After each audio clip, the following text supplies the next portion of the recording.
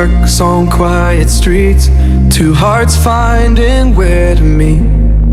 Sa gitna ng bughaw na karagatan at kumikislap na araw ng Palaw, ibinahagi ng aktres na si Jody Santa Maria ang isang napaka-espesyal na paglalakbay kasama ang kanyang anak na si 30, isang karanasang hindi lamang basta bakasyon, kundi isang alaala na habang buhay niyang iingatan. Ayon kay Jody, Palaw was beautiful but watching my experience it made it unforgettable. Sa simpleng pahayag na ito, damang-dama ang lalim ng kanyang emosyon bilang isang ina. Hindi lang ang tanawin ng paraisong isla ang nagpahanga sa kanya, kundi ang makita ang saya at pagkamangha ng kanyang anak habang tinutuklas ang kagandahan ng kalikasan.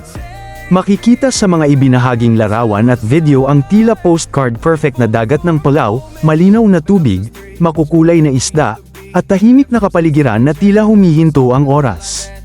Ngunit higit pa rito, kapansin-pansin ang matamis na samahan ng mag-ina. Sa bawat ngiti at tawanan, kitang-kita kung gaano sila kalapit sa isa't isa.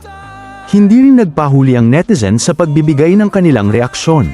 Marami ang humanga sa kagwapuhan ni 30, at may ilan pang nagsabing may pagkakahawig ito sa aktor na si Joshua Garcia. Bukod sa kanyang looks, napansin din ng marami ang kanyang pagiging simple at sweet sa kanyang ina, isang patunay ng magandang pagpapalaki ni Jody. Sa huli, ang paglalakbay na ito ay hindi lamang tungkol sa pagtuklas ng bagong lugar, kundi sa paglikha ng mahalagang alaala. Para kay Jody, ang tunay na ganda ng Palaw ay mas lalong tumingkad dahil kasama niya ang kanyang anak, isang karanasang.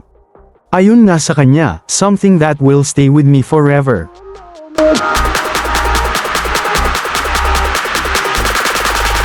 If only for a moment.